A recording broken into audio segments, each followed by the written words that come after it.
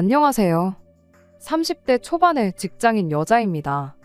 몇 년 전부터 저희 부모님이 제 결혼에 대해 부쩍 관심이 많아졌구나 하는 느낌을 받기 시작했어요. 알고 보니 그때쯤부터 제 또래의 친척 형제들 중 몇 명이 결혼 이야기가 오가고 있다는 상황인 걸 알게 되었습니다.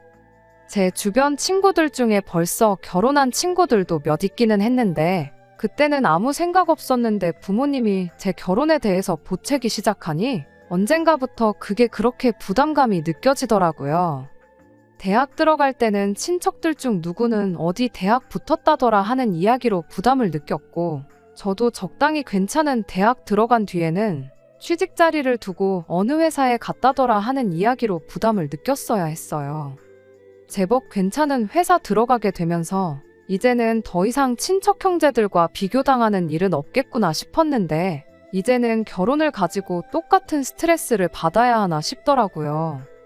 이젠 저뿐만 아니라 제가 결혼할 상대가 어느 학교를 졸업했는지 어느 회사를 다니고 있는지까지 신경 써야 한다는 게 참 그렇더라고요.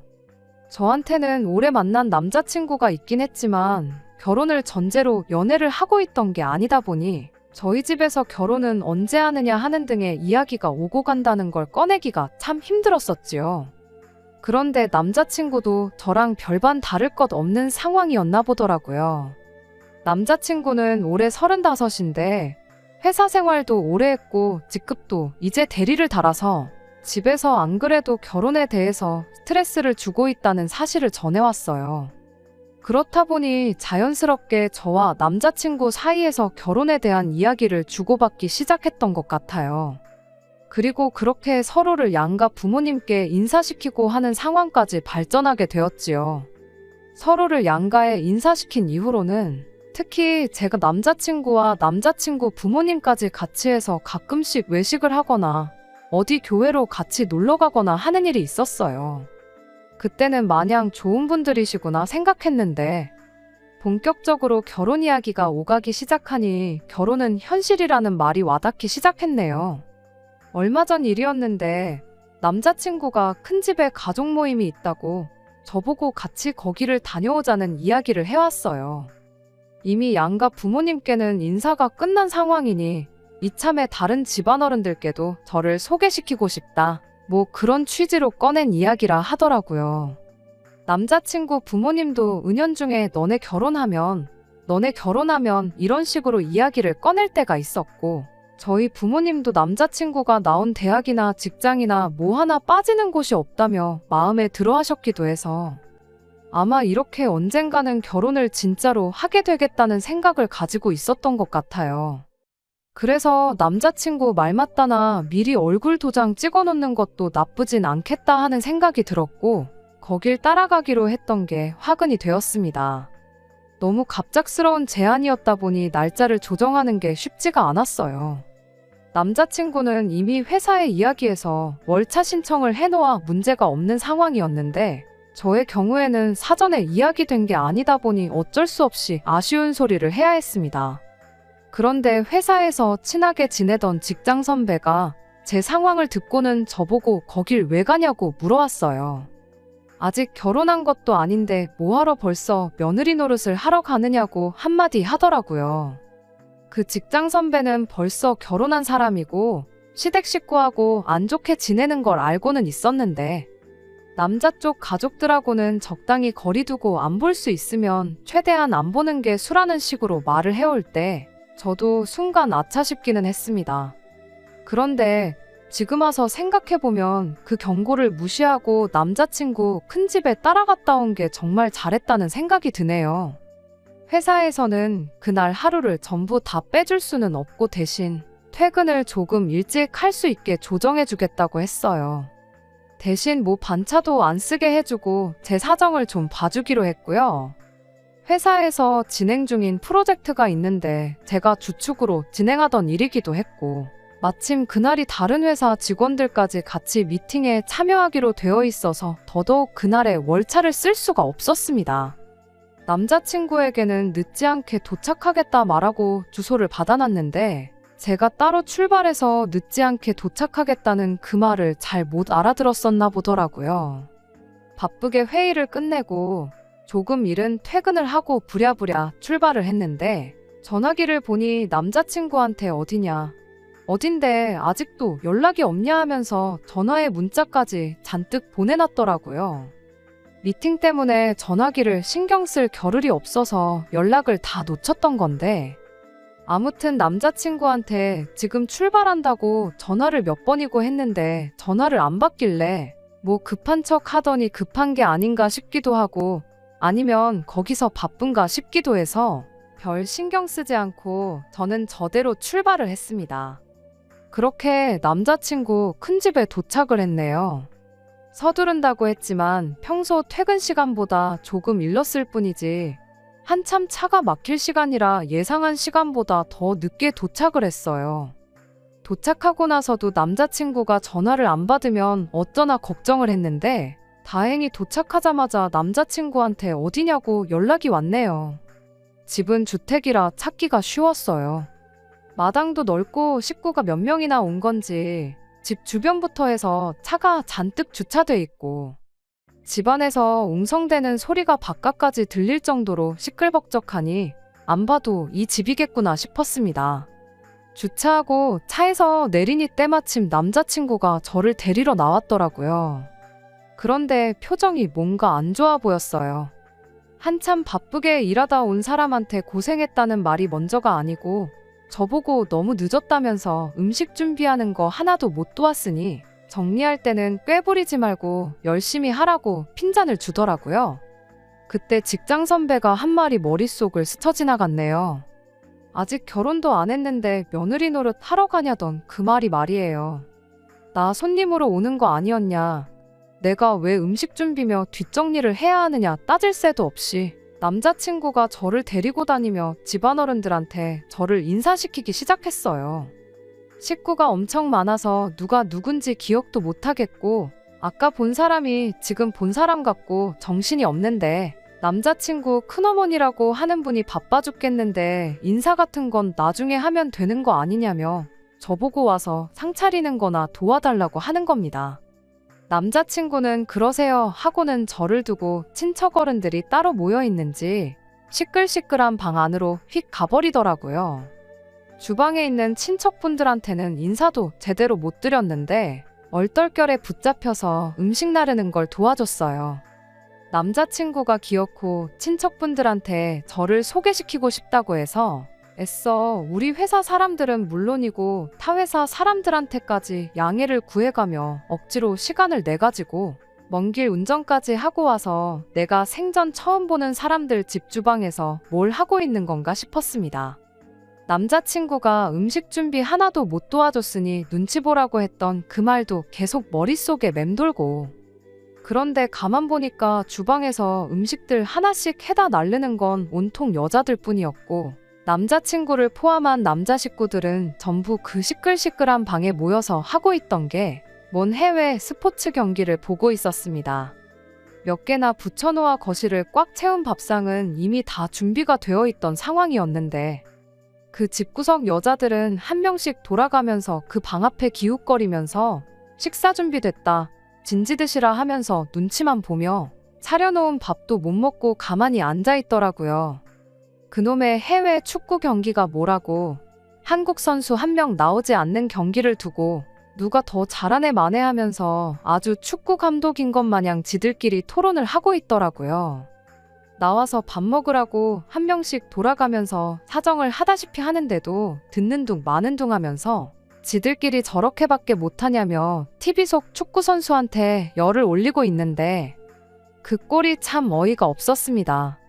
전반전이 끝난 건지 그제서야 한두 사람씩 나와서 밥상머리 앞에 기웃거리는데 후반전을 시작부터 챙겨봐야 했는지 경기 시작하는 소리 듣겠다고 TV 소리는 어마무시하게 켜놓고 왔더라고요. 사람들 떠드는 소리에 시끄러운 TV 광고 소리까지 섞여가지고 정신이 없던 찰나에 후반전 시작하는 소리가 들리니까 몇 명은 먹던 밥 내려놓고 방으로 다시 들어가질 않나. 몇 명은 커다란 접시에다가 지들 입에 맞는 반찬 몇 개씩 가득 집어다가 방으로 들어가질 않나. 아주 난리도 아니었습니다. 더 어이가 없던 건 그걸 가지고 아무 말도 안 하고 있던 그 집구석 사람들이었어요. 남자친구도 그 와중에 이 집에 아는 사람 없는 저를 챙겨주는 게 아니고 축구 보겠다고 방에서 가까운 자리에 앉아가지고는 저는 안중에도 없었습니다. 정신이 없어서 기억은 안 나는데 후반전 시작하자마자 방으로 제일 먼저 들어간 게 남자친구였었을 거예요. 밥상머리 예절도 아주 더럽더라고요. 숟가락 놓고 일어났으면 그만인 거지. 방에 접시 들고 들어갔던 사람들 몇 명은 다시 나와서 고기 몇 개 집어가고 차려놓은 뷔페도 아니고 아주 가관이 따로 없었습니다. 식사가 다 끝나니 거실이랑 주방이랑 이어져 있는데도 굳이 지들 TV 보면서 밥 먹겠다고 가져갔던 접시들을 주방 싱크대에 담궈두는 게 어려운 일은 아니었을 텐데 굳이 그걸 꾸역꾸역 들고 와서는 차려놓은 밥상 위에 먹던 접시들 그대로 올려두고 다시 방으로 들어가고 그 와중에 그걸 가지고 뭐라 하는 사람 하나도 없는 게 어이가 없더라고요. 우리 집이었으면 상상도 못했을 일들이 눈앞에 펼쳐지니 아무리 집집마다 가풍이 다르다고 해도 도무지 적응이 되질 않았습니다. 그걸 보고는 군말도 없이 그릇 치우고 설거지하고 그러는데 전 일부러 아무것도 안 했어요. 애초에 꿔다 놓은 보릿자루도 그날 저보다 대접을 더 받았을 거예요. 아무도 저 신경 써주거나 챙겨주는 사람도 없고 남자친구 부모님도 저랑 같이 밖에서 봤을 때는 그렇게 좋은 분이 따로 없더니 온 식구들 모여있으니 저는 안중에도 없더라고요. 그러다가 어느 정도 뒷마무리 끝나고 나서 드디어 남자친구 어머니가 저한테 관심을 가져줬는데 기껏해야 한다는 소리가 아무것도 안 도와주고 가만히 있냐는 소리였어요. 거기에 이어서 한다는 말이 이참에 과일 깎을 줄 아는지 봐야겠다며 저를 데리고 가려고 하는데 이게 여태까지 내가 알고 지냈던 좋은 분이라고 생각했던 남자친구와 남자친구 부모님이 맞나 싶었습니다. 저를 인사시키겠다고 가족 모임에 데려온 게 인사시키는 게 아니고 우리 며느리가 이렇게 싹싹하고 일도 잘해요 하고 자랑하려고 데려온 게 아닌가 싶었어요. 남자친구가 그날 저한테 아예 신경을 안 쓴 건 아니었지요. 자리 다 끝나고 나서 집에 갈 때가 돼서야 제 차 조수석에 올라타더니 혼자 가면 심심할 것 같으니까 자기가 옆에 타주겠다는 식으로 말을 하더라고요. 남자친구 집까지 데려다주고 다시 저는 집으로 가려면 또 길을 돌아가야 되는데 이게 배려라고 하는 소린가 싶었습니다. 꼴을 보아하니 남자친구 부모님은 두 분 다 술을 조금 드셔서 운전을 못하는 상황이고 자기는 또 내일 약속이 있으니 제 차 타고 편하게 가려는 속셈인 게 너무 뻔히 보였네요. 차라리 잘 됐다고 생각했어요. 그날 일에 대해서 남자친구한테 한 소리 하고 다음부터는 이런 일 없게 해달라고 단단히 일러둘 생각이었거든요. 그런데 남자친구는 제가 하는 소리를 듣곤 늦게 와서 편하게 해놓은 음식 먹어놓고는 뭐가 그렇게 불만이 많냐고 하더라고요. 엄마 말 들어보니 뒷정리도 거의 안 도와주고 과일도 깎을 줄 모르는 것 같더만 자기 식구들 앞에서 안 혼난 것만으로도 다행스럽게 여기랍니다. 제가 결혼하면 지네 집 식구 되는 건데 지네 집 분위기는 원래 이러니까 제가 적응을 하는 게 당연한 거라고 하면서 오히려 보는 눈이 한두 개가 아니니까 다음부터는 저보고 말 안 나오게 잘 행동하라고 경고를 하더군요. 결혼할 때 되니까 본성이 나오는 건지 결혼 이야기 오고 가니까 이제 다 잡은 물고기라 막 해도 상관없다고 생각한 건지 모르겠는데 차라리 결혼하기 전에 진짜 본성을 알게 된 게 참 다행이구나 싶었어요. 그리고 이 결혼은 하는 게 아니라는 확신이 들었습니다. 며느리 자리가 무슨 벼슬자리라고 이 남자랑 결혼해서 이 집 식구가 되면 사람 대접은 고사하고 식모 대접도 제대로 못 받겠거니 하는 생각이 들더라고요. 마침 고속도로 달리는 중에 휴게소 사인이 보였는데 남자친구가 화장실 좀 다녀와야겠다고 차 좀 세워보라고 하더라고요. 금방 다녀온다고 차에서 내리는데 남자친구가 화장실 들어가는 거 보자마자 그대로 차를 출발해서 저 혼자 집으로 왔네요. 휴게소에 혼자 남겨진 걸 눈치챈 남자친구가 그때부터 쉬지 않고 계속 전화를 하길래 전화기 꺼버리고 그대로 집으로 와버렸어요. 아침에 핸드폰 켜보니 카톡이 100개가 넘게 와 있었어요. 좋은 소리는 당연히 하나도 없었고요. 그날 점심쯤 돼서 연락이 또 와서 이번엔 전화를 받아줬더니 그때도 잔뜩 화가 나서는 저한테 제정신이냐고 사람을 그 늦은 밤에 휴게소에 버리고 가는 사람이 어딨냐고. 택시비가 얼마나 나온지나 아냐고 따지고 드는데 그 와중에도 자기가 뭘 잘못해서 그 밤중에 휴게소에 버림받고 남게 되었는지 뉘우치기는커녕 택시비 걱정하는 게 정말 잘 두고 내렸다는 생각밖에 들지 않았네요. 내가 간밤에 휴게소에 두고 간 게 사람이었냐고. 사람이면 해선 안 될 소리를 내길래 사람 아닌 줄 알았다고 하고 저도 한마디 했네요. 당연한 수순이겠지만 그렇게 투닥거리다가 제가 회사 일로도 정신이 없는데 남의 집 식모 자리에 취직할 생각은 당연히 없다고 결혼은 없었던 일로 하자고 파혼선언 해버렸습니다. 그리고 그제서야 남자친구한테 잘못했다. 심지어 남자친구 부모님한테까지 그날 그게 그렇게 섭섭했다면 미안했다는 연락이 오기 시작했는데 일 없다고 하고 싹 다 무시해버렸습니다. 횟수로만 따지면 거의 3년이 가까운 오랜 인연이었는데 솔직히 아쉬운 건 제가 허비한 시간밖에 없는 것 같아요.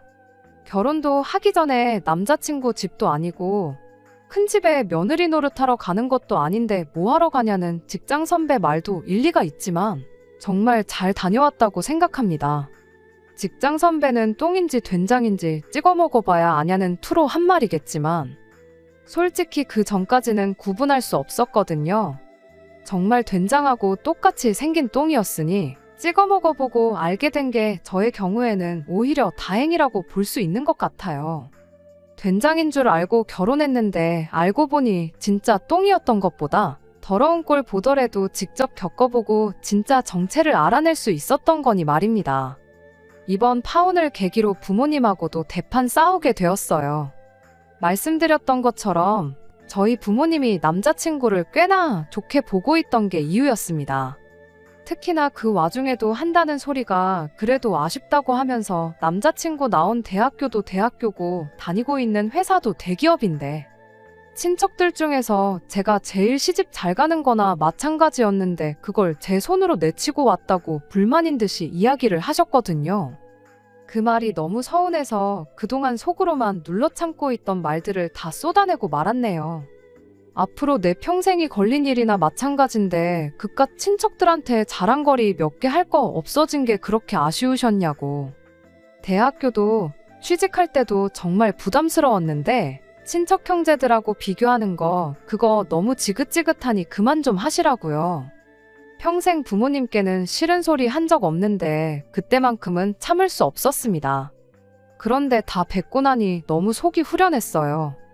그간 알게 모르게 친척들 중에서 소위들 말하는 가장 잘 풀린 사람이 돼야 한다는 부담을 갖고 살았던 제 자신에게서 해방되는 기분이었습니다.